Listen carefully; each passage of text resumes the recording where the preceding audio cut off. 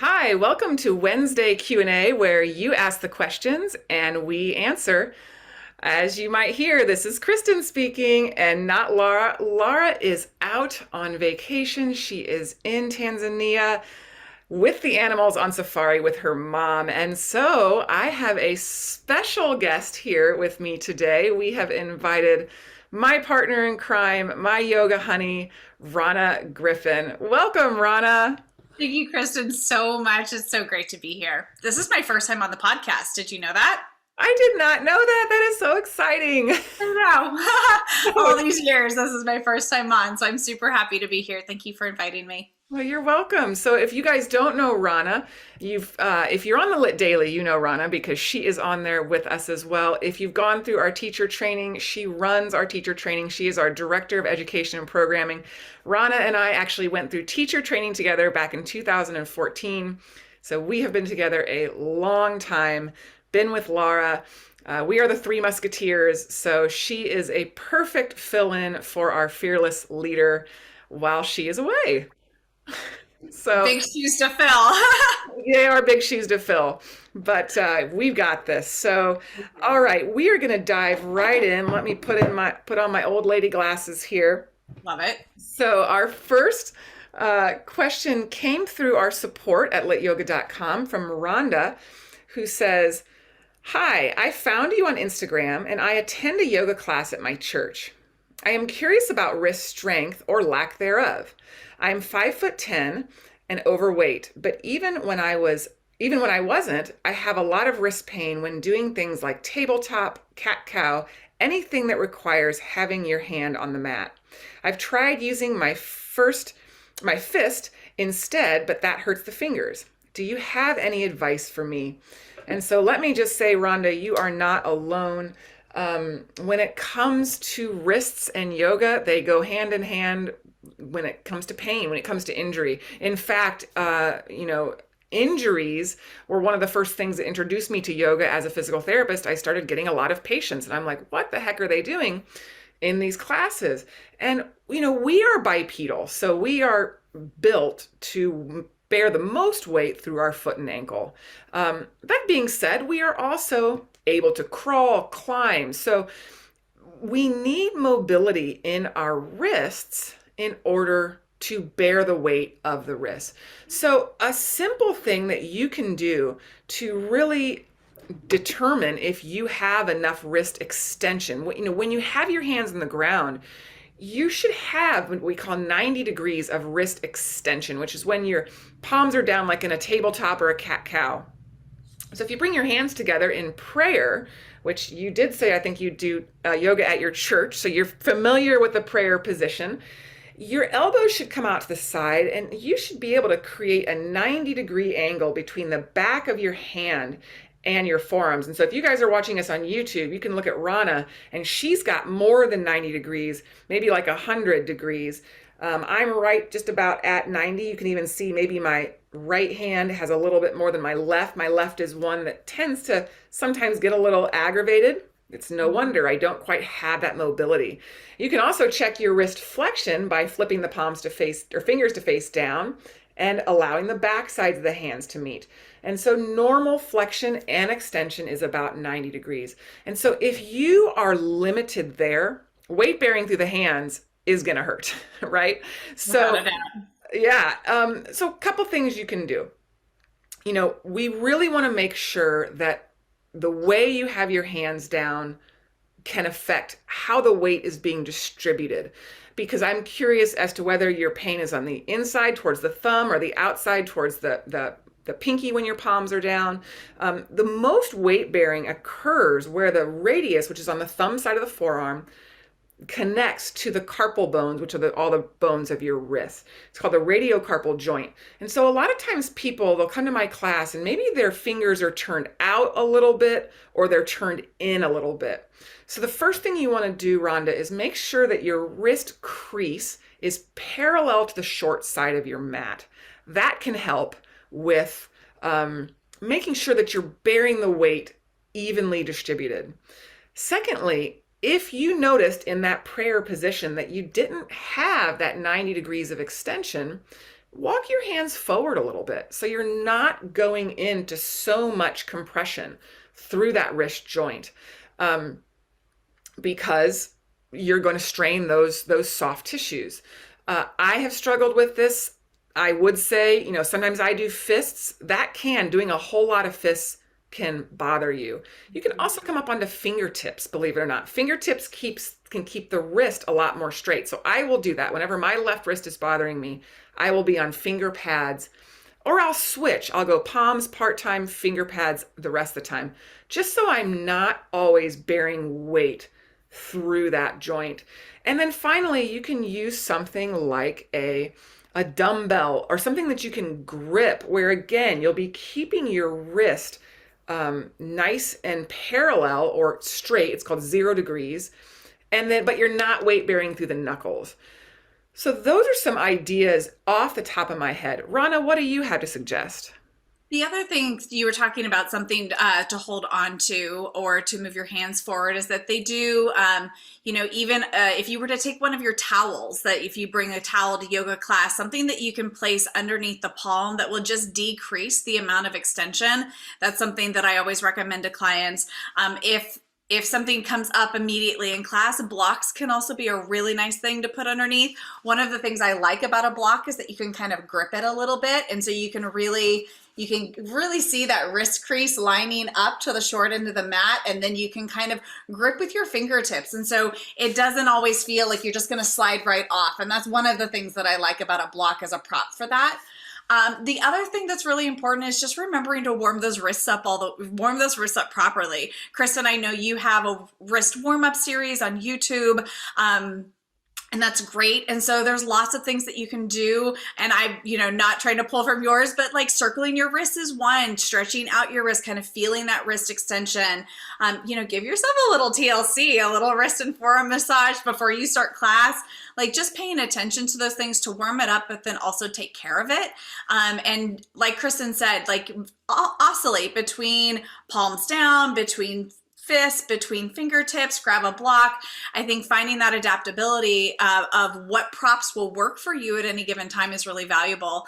The other thing to think about is often when we're experiencing something in the wrist, there can be other things further up the chain. So really thinking about like where the scapula position is on the rib cage, and that kind of gets a little bit more like disconnect. It's connected, but it makes it kind of a bigger thing to investigate. But if you try the wrist warm up and you're trying props and things still aren't resolving, that's when I would start to investigate a little further up and see if like you can get a little bit more scapula engagement, which will just provide some more oomph and core support to help unweight the wrist a little bit. So Yeah, no, I love that. And when you mentioned the YouTube, I think I also have on there, and these are all free to the public. So if you just go to YouTube, look up Lit Yoga Method, and you can subscribe to us there. I think I also have on there a free short video on how to modify for your wrists. I think that's on there because I have a 6-class series on Lit Daily called Weightless in the Wrists, because there are a lot of people out there like you, Rhonda, who really, and even sometimes I have to do that, where I'm not weight bearing through the wrist. I come down onto forearms, even in my cat cow, just to get out of that. I come down on I love a good forearm cat cow. That's the best. Oh, they feel good anyway, right? Feels so good. Yeah. And so, check out our YouTube channel. I do have the wrist warm up on there, where I give a lot of great exercises like Rana described.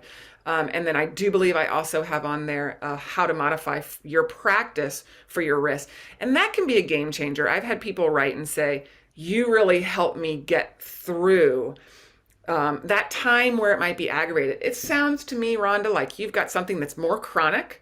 So I would work on that range of motion with some of those things that I talked about. And then the strengthening stuff that Rana talked about. There's all sorts of ball gripping, things like that just building up that strength can help, and see what happens. But you always have the modification. That's the beautiful thing about Lit Yoga is we say modify to your body. Don't make it fit. So if you got to walk those hands forward, walk your hands forward. If you got to lower the forearms, lower the forearms. You got to lift on your finger pads, lift onto those finger pads, and keep practicing, because we all know we feel better with some yoga in our life. It's all different customizations. I love the fact that we can customize our practice to meet where our body's at on any given day. Yes, because it will change It from day to even day. changes from even my day to day. It's like, oh gosh, okay. Yeah. All right. Okay. So our second one here also came to us through our support at Lit Yoga. So always remember you can reach out that way. Is from Michelle Ray. She says, I recently am having heartburn issues when practicing lit. I don't have a history with reflux, and this is all new to me. I did experiment with food options and no food pre-workout, including supplements. The reflux symptoms were inconclusive. I might be creating too much abdominal pressure during a lit workout. Not sure. Is this normal in a workout? Thoughts and ideas on ways to minimize reflux. Rana, did you want to start with that one or do you want me to go? Well, I think, it's interesting. It's starting at the same time. And Michelle, forgive me because I don't know how long you've been practicing, but is it, it's also, we can go through seasons of reflux and I don't typically have it, but every now and again, and it does happen. And so is it possible that it just happens to be flaring up for the first time for you while also starting your lip practice? I don't know, or at a point in your lip practice. So they very well could be related, but they could not. This isn't, however, the first time we've heard this question about reflux in a lip practice. And so one of the things that I would want you to investigate is when during your practice do you feel it happening? What is initiating it? If I had to take a guess, it would be probably when we're supine on the floor and or in some form of inversion down dog component. But that's in order to truly break into what's going on in your practice, I kind of need to know where it was happening in order to be able to help you with that. But I could make some recommendations. If it was in supine, what I would recommend. So, and it depends on is it happening in core work, etc. So I can keep going off of that. But Kristen, do you want to hop in? Yeah, no, and I totally agree with you. Because we do start on our back, if and Michelle, it sounds like you don't normally have reflux, but we're starting Yeah. on our back. We go into bridge, which is bringing the stomach above the the esophagus. So there's your gravity. If your sphincter, which is a muscle, if it's just for whatever reason a little bit lax or just prone to not staying closed. Well, so we get you on your back, we get your hips up, then we do abdominal work where we're kind of crunching everything up. Then we go into dolphin. So, it's a lot of inversion as a part of our starting up. So, what we have seen work well with people is, taking the breaks. Maybe you do bridge and then you come up to a seated position. You come up to hands and knees, or you do, instead of a bridge lift, you come into a chair if you're watching on YouTube, and do some glute pulses here. You're staying with your that. And so I had my hands in the back of a chair and I was just lifting up. To see if that might change. Or you take breaks. You do one set of abs and then you come up to sitting. You take a water break. You go down. You do maybe your supine twist in sitting. Mm-hmm. Then you go do your second set of abs. You come back up to quadruped. Maybe you don't do dolphin. You do Quadruped. yeah. So something else that keeps your isn't always getting that stomach content above your Right. esophagus. Yeah, because that is what I would guess. Because most likely, then you get into your practice if you've already aggravated it in the Mhm. reset. Some of that stomach acid comes up, gets a little irritated, and Yeah. you're stuck, right? Because it sounds like you've done the right things. The first thing I would have said was, "Don't eat Good. anything." Yeah. Well, you've tried and really haven't seen any change. Mhm. So it could be something that you want to explore further with with a GI doc, because you might have a little bit of a weak sphincter. That's not uncommon. And then that you would never notice on a regular day because it wouldn't affect you because you aren't Up and doing down it. and up and down. Yeah. Yeah. And then, in your practices, minimizing the Hmm. standing split, handstand hop, if you notice, wow, it was a handstand heavy class, I'm really more Feeling it. aggravated. Yeah.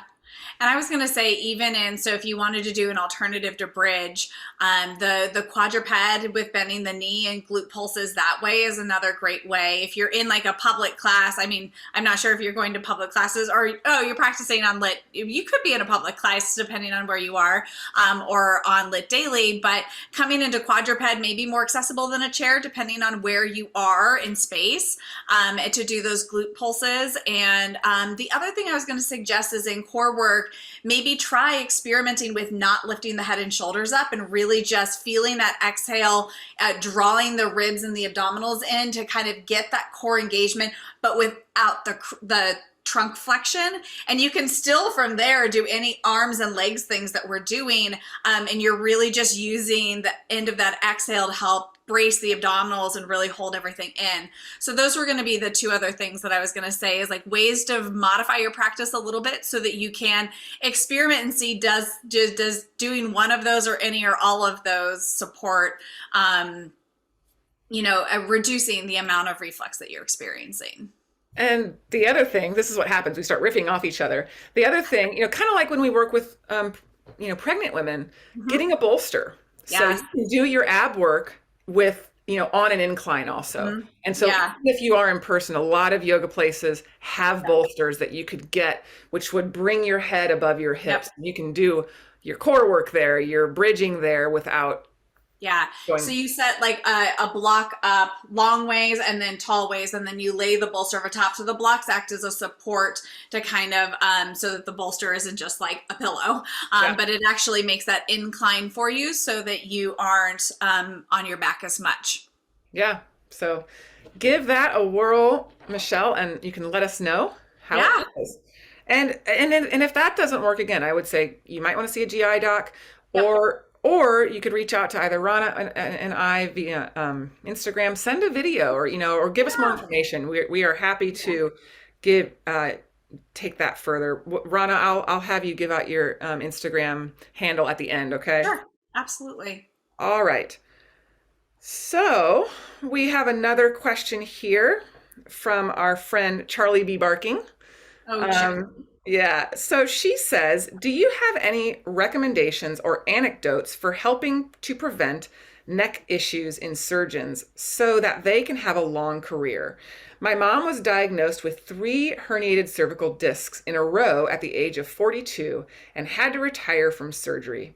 Like me, she is hypermobile, so that definitely contributed to things. I told them this to highlight the importance of establishing a good posture routine so that they can prevent long term damage. This might be a good topic for the Wednesday podcast for you and Laura.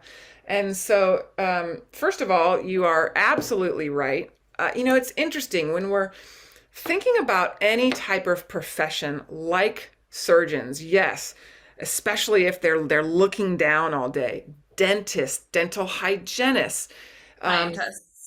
scientists looking into a microscope. You Microscope. know, the job description is not going to change. You're a surgeon, you've got a job to do. You're a scientist, you've got a job to do.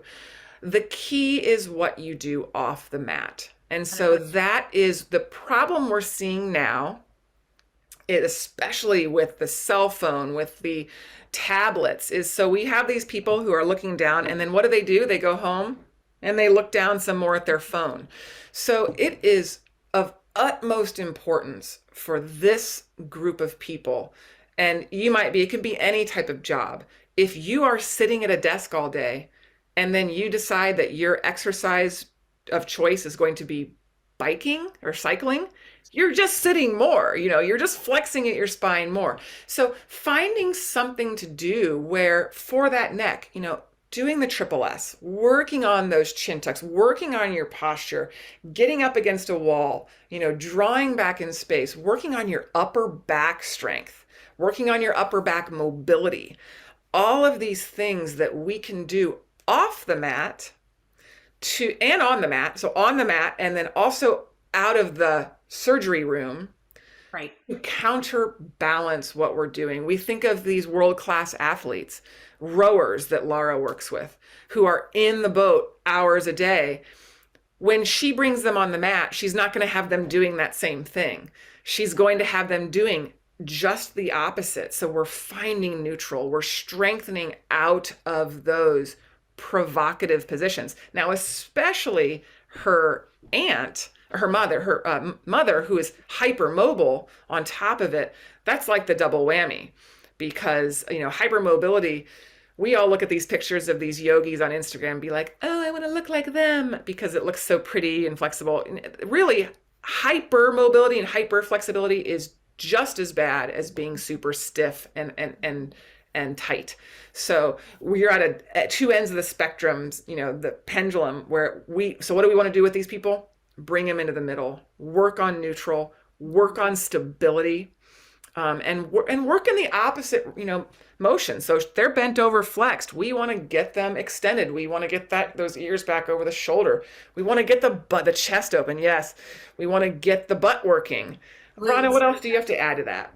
I Everything you said is exactly what I would say. I think that it would really behoove us to in our healthcare system to care for, especially post-pandemic, to care for our health professionals even more, and to that they're, I would love to see lit yoga in every single hospital, right? As my cousin's an ICU nurse in California, and just like seeing her body posture hunched over patients all day, I'm like, girl, you need to find triple S. And so it would be nice if, there was a way that we could, I'm just putting this out as like a thing we can bring into existence, but to have something, a program that's supportive of our healthcare professionals, because a lot of it, they're so educated in their, narrow field that they probably aren't even thinking about the ramifications and or what to do about it. So that's where we truly can collaborate together to help so that they can, have a long career, right? Laura always says she wants to be doing handstands until she's like 80 or 90. She wants to be able to be getting up off the floor, and we want that longevity in whatever it is we're doing. So it's a matter of kind of looking at and I think we're more open-eyed now and more inquisitive about why am I feeling the way I'm feeling, rather than just accepting it as fact. So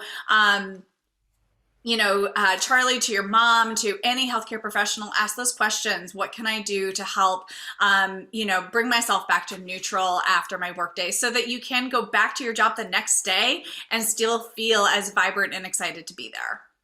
Yeah, and interesting when you mentioned the healthcare professional, Rana. I was thinking earlier this, or maybe last year, end of last year, I had a private with a woman who was a surgeon. I mean, she is a surgeon, and then pandemic. So she spent hours on her feet in surgery, walking, doing rounds.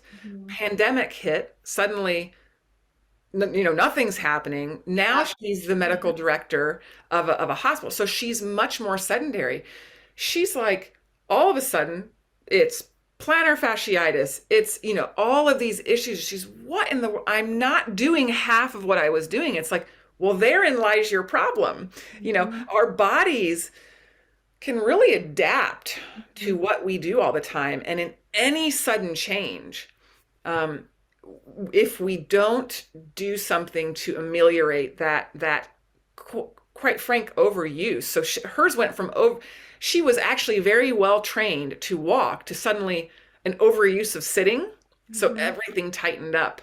Yeah. It was fascinating to, work with her to get her back into, tip top shape, which, granted she was a surgeon, could talk to her easy and she lickety split, took care of that. But, our bodies really tell a story They do. of what we do all day. And so for her mom, 42, having three, cervical discs, just really told the story of too much forward flexion, not enough strength, not enough counterbalancing what she was doing. And, I get it. She's a mom. She's got kids. She's a full-time, surgeon.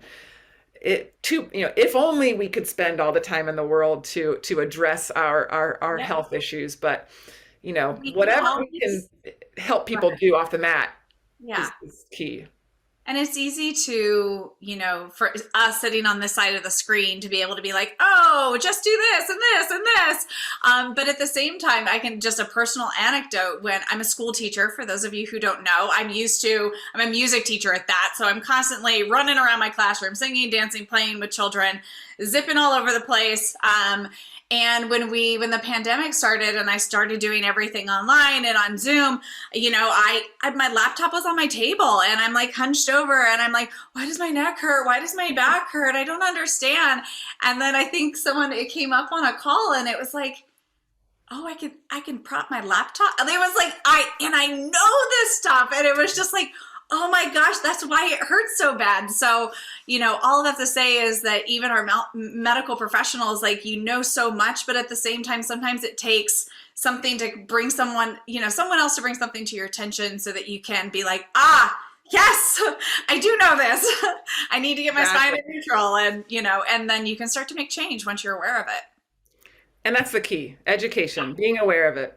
Totally. All right, I think we have time for one more, Rana. So That's this good. is from our friend Carolyn, who says she has a private student, a triathlete, just recovered from a collarbone fracture in dolphin. Oh, a collarbone fracture, period. I don't think she got the collarbone fracture in dolphin, but she says I in hope not. dolphin, she shakes, trembles from her leg. She has no pain or discomfort and doesn't feel it's hard in her shoulders at all. She shakes so much that she has to come down before her shoulders feel anything. Looks like it's coming from her feet. We are working on them because they are super tight, can't move toes or point foot or get any real extension in her feet. I've tried the feet away, closer, with a block in the thigh between the thighs, really hinging at the hip. She just trembles as soon as she is up there. Any ideas?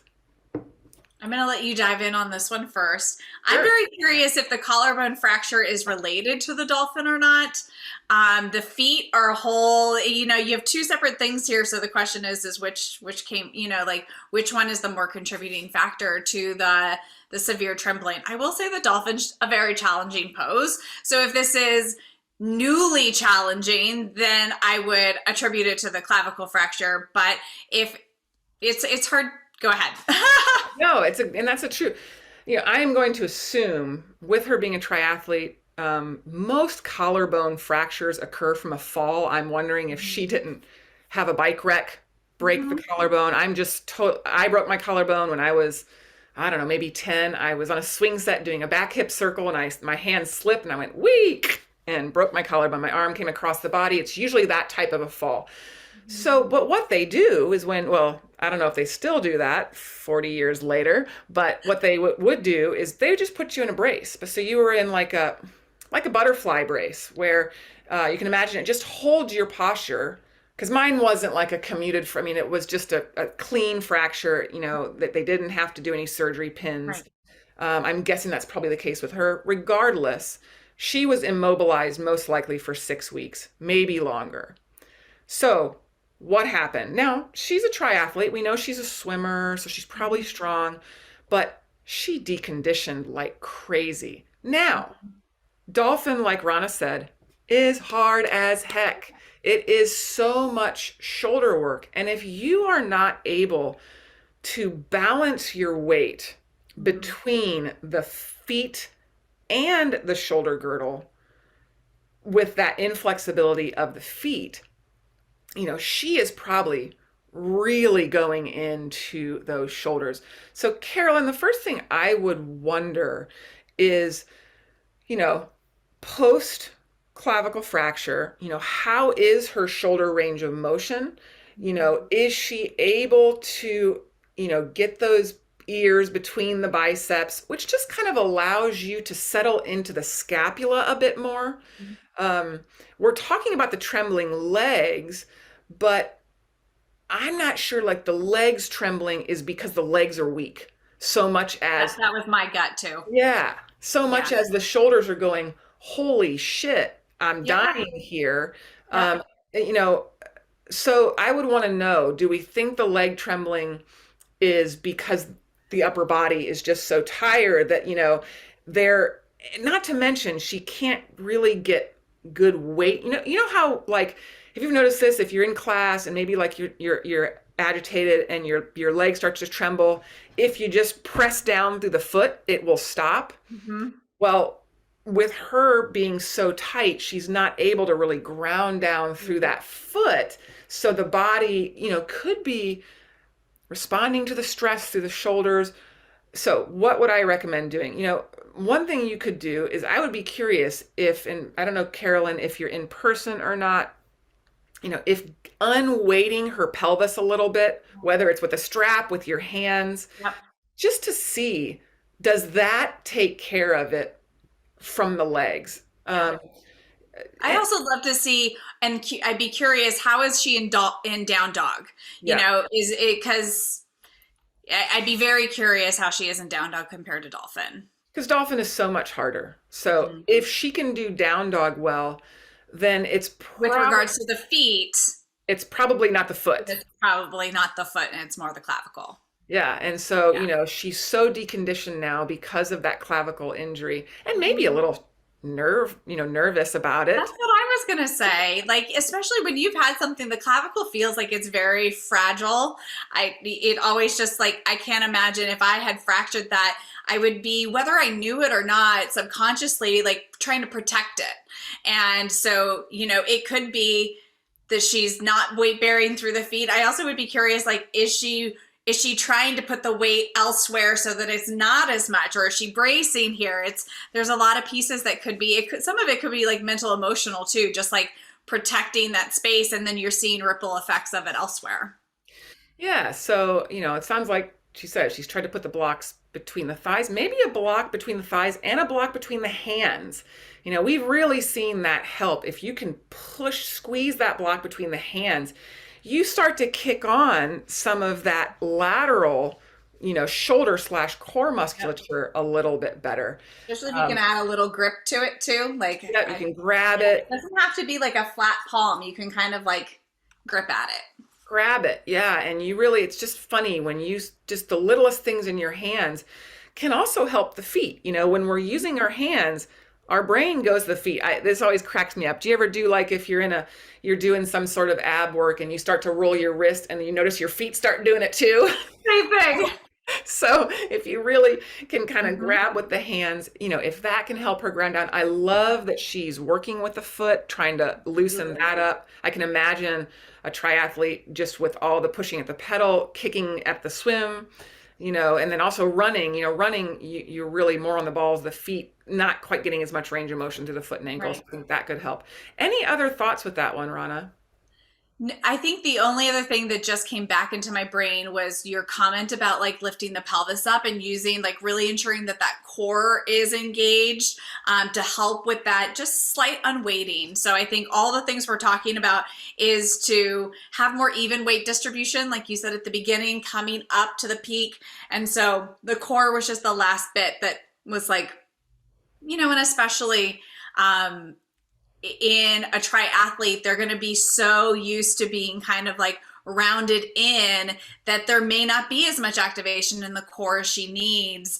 And so that would just be something that I would want to explore a little bit. Yeah. So in order to get that slurp The up. slurp and just the absolute appreciation of how hard dolphin is. So So that's when, I like mouthed the word down dog when you said that because I would be like, dolphin.